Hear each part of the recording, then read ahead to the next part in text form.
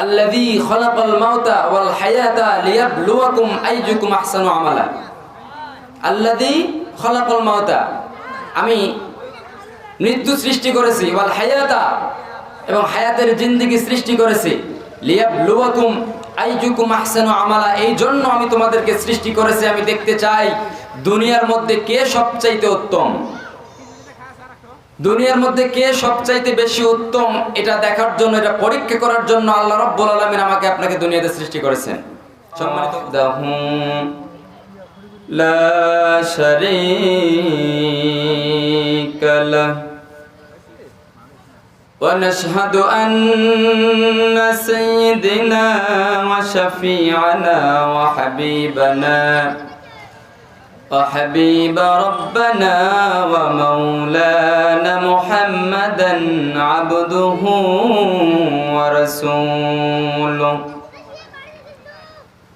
الذي أرسله بالحق بشيرا ونذيرا بين يدي الساعة أما بعد فقد قال الله تعالى في كلامه المجيد وفي فرقان الحميد يا أيها الذين آمنوا قوا أنفسكم وأهليكم نارا وقال رسول الله صلى الله عليه وسلم أشد الناس بلاء الأنبياء وقال الله تعالى في كلامه المجيد وفي فرقان الحميد সকলে জবান ছেড়ে দিয়ে পড়ে আউযু বিল্লাহি মিনাশ শাইতানির রাজীম বিসমিল্লাহির রহমানির রহিম ইন্নাল্লাহা ওয়া মালাইকাতাহু ইউসাল্লুনা আলান নবী ইয়া আইয়ুহাল্লাযীনা আমানু সাল্লু আলাইহি وسلموا تسليما درد اللهم صل على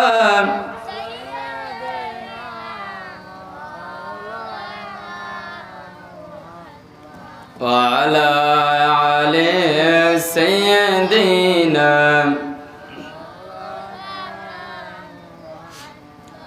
দাও খোদা দাও আমায় আবার ওমর দারাজ দিল দাও খোদা দাও আমায় আবার ওমর দারাজ দিল দাওয়ালির মতো বীর সেনানি আলীর মতো বীর সেনানি জগতে নিখিল দাও খোদা দাও আমায় আবার ওমর দারাজ দিল দাও খোদা দাও আমায় আবার ওমর দারাজ দিল আবার কাবা ভাঙতে এলে আবার কাবা ভাঙতে এলে পাঠাওয়া বাবিল দাও খোদা দাও আমায় আবার ওমর দারাজ দিল দাও খোদা দাও আমায় আবার ওমর দারাজ দিল। আলহামদুলিল্লাহ, সমস্ত প্রশংসা সে মহান আল্লাহ পাক রব্বুল আলামিনের দরবারে, যে মহান আল্লাহ রব্বুল আলামিন আমাকে আপনাকে পবিত্র এশার নামাজের পর আজকের এই মাহফিলের মধ্যে এসে উপস্থিত হওয়ার তৌফিক দান করেছেন। যে মহান আল্লাহ রব্বুল আলামিন আমাকে আপনাকে এই রাত্রিকালীন সময় মহাবিশ্বের মহাগ্রন্থ আল কোরআন থেকে কিছু কথা বলবার এবং শুনবার তৌফিক দান করতেছেন, সেই মহান আল্লাহ রব্বুল আলামিনের দরবারে অন্তরের অন্তরস্থল থেকে মুসলমানের কণ্ঠে কালিমাতুশ শুকর আদায় করি। সকলে পড়ি আলহামদুলিল্লাহ। এবং সেই মহামানবের প্রতি দরুদ ও সালাম পাঠ করি, যিনি আখিরি নবী, বিশ্ব নবী, সাইয়্যিদুল মুরসালিন, খাতামান নবিয়্যিন, রাহমাতাল লিল আলামিন। যিনি এমন একজন নবী ছিলেন, সমাজে সমাজপতি, রাষ্ট্রের রাষ্ট্রপতি, মসজিদে করেছেন ইমামতি এবং যুদ্ধের ময়দানে করেছিলেন সেনাপতি। এরকম হাজারো গুণে গুণান্বিত যে মহামানব, মহান নেতা, মহান আদর্শ, সে মহামানবের প্রতি দরুদ ও সালাম পাঠ করি। সকলে পড়ি সাল্লাল্লাহু আলাইহি ওয়াসাল্লাম। আমরা ওই সমস্ত ভাইদের জন্য দোয়া করব যে সমস্ত ভাইরা ইসলামের পক্ষে থেকে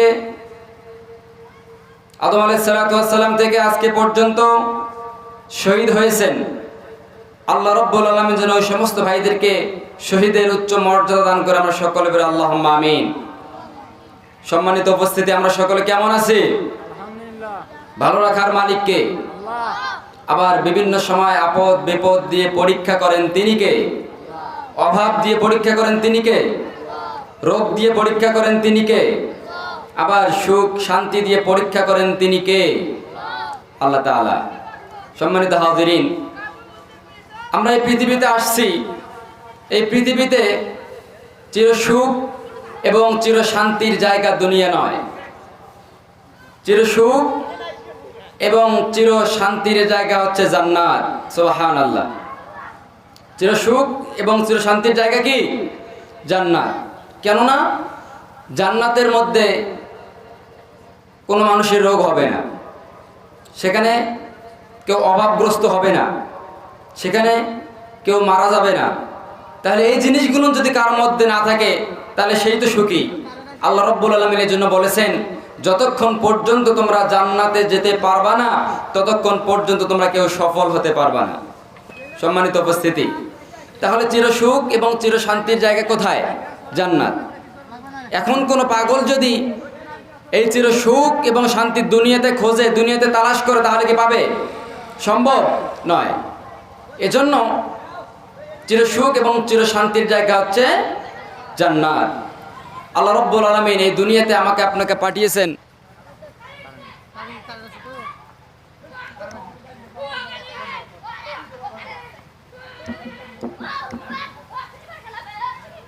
এই দুনিয়াতে আমাদেরকে পাঠিয়েছেন, এর কিছু বিশেষ কারণ রয়েছে। তার মধ্যে আল্লাহ তাআলা কেন পাঠালেন? আমরা দুনিয়াতে আসছি শুধুমাত্র পরীক্ষা দেওয়ার জন্য। কি দেওয়ার জন্য বলেন তো? পরীক্ষা দেওয়ার জন্য। আল্লাহ রাব্বুল আলামিন সূরা মুলুকের 2 নম্বর আয়াতের মধ্যে বলতেছেন, আল্লাযী খালাকাল মাউতা ওয়াল হায়াতা লিয়াবলুয়াকুম আইয়ুকুম আহসানু আমালা। আল্লাযী খালাকাল মাউতা, আমি মৃত্যু সৃষ্টি করেছি, ওয়াল হায়াতা, এবং হায়াতের জিন্দেগি সৃষ্টি করেছি, লিয়াবলুয়াকুম আইয়ুকুম আহসানু আমালা, এই জন্য আমি তোমাদেরকে সৃষ্টি করেছি। আমি দেখতে চাই দুনিয়ার মধ্যে কে সবচাইতে উত্তম, দুনিয়ার মধ্যে কে সবচাইতে বেশি উত্তম, এটা দেখার জন্য, এটা পরীক্ষা করার জন্য আল্লাহ রাব্বুল আলামিন আমাকে আপনাকে দুনিয়াতে সৃষ্টি করেছেন। সম্মানিত উপস্থিতি, আমি ভূমিকায় বেশি দূর যাব না, যেহেতু মেহমান আমাদের মাঝে উপস্থিত রয়েছেন। আজকের আলোচনার বিষয়টা হচ্ছে জাহান্নাম থেকে বাঁচো এবং বাঁচাও। আলোচনার বিষয়বস্তু কি? জাহান্নাম থেকে বাঁচো এবং বাঁচাও। একটু মন দিয়ে কথাগুলো শুনবেন, শোনার চেষ্টা করবেন এবং তার সঙ্গে শুধু শুনেই নয়, এগুলোর জন্য আমরা আমল করতে পারি। আল্লাহ রাব্বুল আলামিন যেন আমাকে আপনাকে সমস্ত মানুষকে বলনেওয়ালা এবং শুননেওয়ালা সবাইকে আমল করার তৌফিক দান করে আমার সকলে বলে আল্লাহুম্মা আমিন। সম্মানিত উপস্থিতি, আমরা সরাসরি আলোচনায় যাচ্ছি। রব্বুল আলামিন বলেন, ইয়া আইয়ুহাল্লাযীনা আমানু কু আনফুসাকুম ওয়া আহলিকুম নারা। ও দুনিয়ার মানুষ, তোমরা নিজেরা জাহান্নামের আগুন থেকে বাঁচো, এরপর তোমাদের আহলদেরকে জাহান্নামের আগুন থেকে বাঁচাও। আল্লাহ রাব্বুল আলামিন সূরা তাহরিমের এই 6 নম্বর আয়াতের মধ্যে বললেন, ইয়া আইয়ুহাল্লাযীনা আমানু, ওহে ঈমানদাররা। কাদেরকে ডাক দিয়েছেন? ঈমানদারদেরকে। আল্লাহ রাব্বুল আলামিন পবিত্র কোরআনের মধ্যে ঈমানদারদেরকে একভাবে ডাক দিলেন, আর অপর জায়গায় ইয়া আইয়ুহান নাস অর্থাৎ সমস্ত মানুষদেরকে ডাক দিলেন। কিন্তু এই জায়গাটা ইয়া আইয়ুহাল্লাযীনা আমানু অর্থাৎ আমাদেরকে ডাকলেন যারা আমরা ঈমান এনেছি। আল্লাহ বললেন, ইয়া আইয়ুহাল্লাযীনা আমানু, ওহে তোমরা যারা ঈমান এনেছো, কু আনফুসাকুম ওয়া আহলিকুম নারা, তোমরা নিজেরা জাহান্নামের আগুন থেকে বাঁচো, এরপর তোমাদের আহলদেরকে জাহান্নামের আগুন থেকে বাঁচাও। অপর এক জায়গায় আল্লাহ রাব্বুল আলামিন বলেছেন, তোমরা দুনিয়াতে যত টাকা পয়সাওয়ালা হও না কেন, যত সুখ শান্তিওয়ালা হও না কেন, আসল সুখ এবং শান্তির জায়গা হচ্ছে জান্নাত। যতক্ষণ পর্যন্ত না তোমরা জান্নাত অর্জন করতে পারবা, ততক্ষণ পর্যন্ত তোমরা কখনো সফল হতে পারবা না। ততক্ষণ পর্যন্ত আমরা সফল নয় যতক্ষণ পর্যন্ত না আমরা জাহান্নামের আগুন থেকে বেঁচে কোথায় যাচ্ছি? জান্নাতে। সূরা আলে ইমরান আয়াত নাম্বার 185 আল্লাহ রাব্বুল আলামিন বলেন, কুল্লু নাফসিন যায়িকাতুল মাউত। কুল্লু নাফসিন যায়িকাতুল মাউত, তোমরা যারা দুনিয়াতে এসেছো তোমাদের প্রত্যেককে একদিন না একদিন মৃত্যুর স্বাদ গ্রহণ করতে হবে। ওয়া ইন্নামা তুওয়াফাইনা উজুরাকুম ইয়াওমাল কিয়ামাহ, আর যারা দুনিয়াতে এসেছো কাল কিয়ামতের দিন অবশ্যই তোমাদের দুনিয়ার জিন্দেগিটা কি কাজ করেছো, কতটুকু ভালো কাজ করেছো এবং কতটুকু মন্দ কাজ করেছো সেই কাজের হিসাব নেওয়া হবে। ওয়া ইন্নামা তুওয়াফাইনা উজুরাকুম ইয়াওমাল কিয়ামাহ, কিয়ামতের দিন অবশ্যই তোমাদেরকে হিসাবের কাঠগড়ায় দাঁড়াতে হবে। ফামান যুহজিহা আনিন নারি ওয়া উদখিলাল জান্নাতা ফাকাদ ফাজ, আর তখন তোমরা সফল হবা যখন জাহান্নামের আগুন থেকে তোমাদেরকে মুক্ত করে জান্নাতের মধ্যে দাখিল করে দেওয়া হবে। সুবহানাল্লাহ। ওয়ামাল হায়াতুদ দুনিয়া ইল্লা মাতাউল গুরুর, আর এই তোমরা যে হায়াতের জিন্দেগিটা পেয়েছো, দুনিয়ার একটা জীবন পেয়েছো, এই দুনিয়ার জিন্দেগিটা শুধুমাত্র একটা স্বপ্ন, একটা মোহ ছাড়া আর কিচ্ছু নয়। কে বলতেছেন? আল্লাহ তাআলা। সূরা আলে ইমরানের 185 নম্বর আয়াতে আল্লাহ বললেন যে যারা দুনিয়াতে এসেছে প্রত্যেককেই মৃত্যুর স্বাদ গ্রহণ করতে হবে। ওয়া ইন্নামা তুওয়াফাইনা উজুরাকুম ইয়াওমাল কিয়ামাহ, আর কিয়ামতের দিন অবশ্যই তোমাদেরকে হিসাব দিতে হবে। তোমাদের জীবনের যে কাজ করেছো, এই দুনিয়াতে যে পাঠাইলাম 60 70 80 100 বছরের জিন্দেগি যাবে তোমাদেরকে দিলাম, এই 60 70 100 বছরের জিন্দেগিতে তোমরা কতটুকু ভালো কাজ করেছো এবং কতটুকু খারাপ কাজ করেছো, এই সমস্ত কাজের হিসাব নেওয়া হবে কোন দিন? কিয়ামতের দিন। ফামান যুহজিহা আনিন নারি উদখিলাল জান্নাতা ফাকাদ ফাজ, এই হিসাব দেওয়ার পরে যারা জাহান্নামের আগুন থেকে বেঁচে জান্নাতের মধ্যে যাবে সেই ব্যক্তি সফল। ততক্ষণ পর্যন্ত আমরা সফল নয় যতক্ষণ পর্যন্ত না আমরা হিসাব দিয়ে জাহান্নামের আগুন থেকে বেঁচে জান্নাতের মধ্যে যাব। ঠিক কিনা বলেন? তাহলে এরপরে বললেন, ওমাল হায়াতুদ দুনিয়া ইল্লা মাতাউল গুরুর, তোমাদেরকে যে একটা হায়াতের জিন্দেগি দেয়া হয়েছে, এই হায়াতের জিন্দেগিটাকে শুধুমাত্র সুখ শান্তি এবং রং তামাশা করার জন্য দেয়া হয়েছে না। এই ওমাল হায়াতুদ দুনিয়া ইল্লা মাতাউল গুরুর, এই হায়াতের জিন্দেগিটা শুধুমাত্র একটা স্বপ্ন, একটা মোহ ছাড়া আর কিচ্ছু নয়। কে বললেন? আল্লাহ তাআলা। এরপরে জাহান্নাম থেকে বাঁচার জন্য একটা দোয়া শিক্ষা দেন, রব্বানা আতিনা ফিদ দুনিয়া হাসানাতাও ওয়া ফিল আখিরাতি হাসানা ওয়া কিনা আযাবান নার। আল্লাহ রাব্বুল আলামিন বলতেছেন, রব্বানা আতিনা ফিদ দুনিয়া হাসানাতাও ওয়া ফিল আখিরাতি হাসানাতাও ওয়া কিনা আযাবান নার। আমরা দোয়ার মধ্যে বলি, হায় রব্বুল আলামিন, আমাকে দুনিয়ায় কল্যাণ দান করেন এবং আখিরাতে কল্যাণ দান করেন এবং কাল কিয়ামতের দিন কঠিন জাহান্নামের আগুন থেকে মুক্ত করে দেন। এই দোয়াটা আমরা নামাজের পর করি কি করি না বলেন তো দেখি? আমরা সকলেই করি, কিন্তু আমরা কেউ অর্থ জানি না, ঠিক কিনা বলেন? আমরা অর্থ জানি না। অর্থ জানলে এই দোয়ার গুরুত্ব আরো বেড়ে যেত। আমরা অর্থ জানি না বিধায় ইমাম সাহেব দোয়া পরে আমরা শুধুমাত্র আমিন আমিন বলি, ঠিক কিনা বলেন? এই দোয়ার অর্থ তাহলে আমরা আজকে শিখলাম। রব্বানা আতিনা, যাদের মুখস্থ আছে সকলে বলি, রব্বানা আতিনা ফিদ দুনিয়া হাসানাতাও ওয়া ফিল আখিরাতি হাসানা ওয়া কিনা আযাবান নার। হায় রব্বুল আলামিন, আমাদেরকে দুনিয়ায় কল্যাণ দান করেন এবং আখিরাতে কল্যাণ দান করেন এবং কঠিন জাহান্নামের আগুন থেকে আমাদেরকে মুক্ত করে দেন। আমরা সকলে পড়ি আল্লাহুম্মা আমিন। তাহলে আমাদেরকে আল্লাহ রাব্বুল আলামিন যে দুনিয়ায় সৃষ্টি করেছেন, দুনিয়ায় পাঠিয়েছেন, অবশ্যই অবশ্যই এখানে পরীক্ষা নেবেন।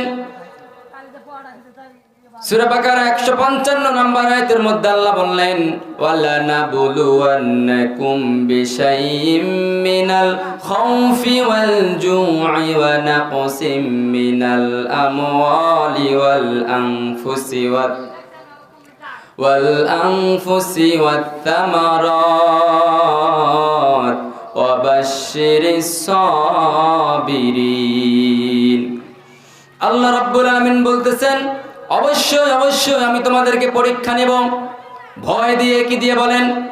ভয় দিয়ে পরীক্ষা নেবে, আমাদের জীবন দিয়ে পরীক্ষা নেবেন এবং আমাদের সয় সম্পত্তির মধ্যে ক্ষয় ক্ষতি দিয়ে পরীক্ষা নেবেন। এগুলো আল্লাহ রাব্বুল আলামিন পবিত্র কোরআনের মধ্যে বলতেছেন। আমরা যারা আবাদ কিস্তি করি, আমরা যারা ফসল ফলাই, আমাদের কারো রোয়াটা হেলে পড়ে, আবার কারো রোয়া দাঁড়িয়ে থাকে, এমন হয় কি হয় না?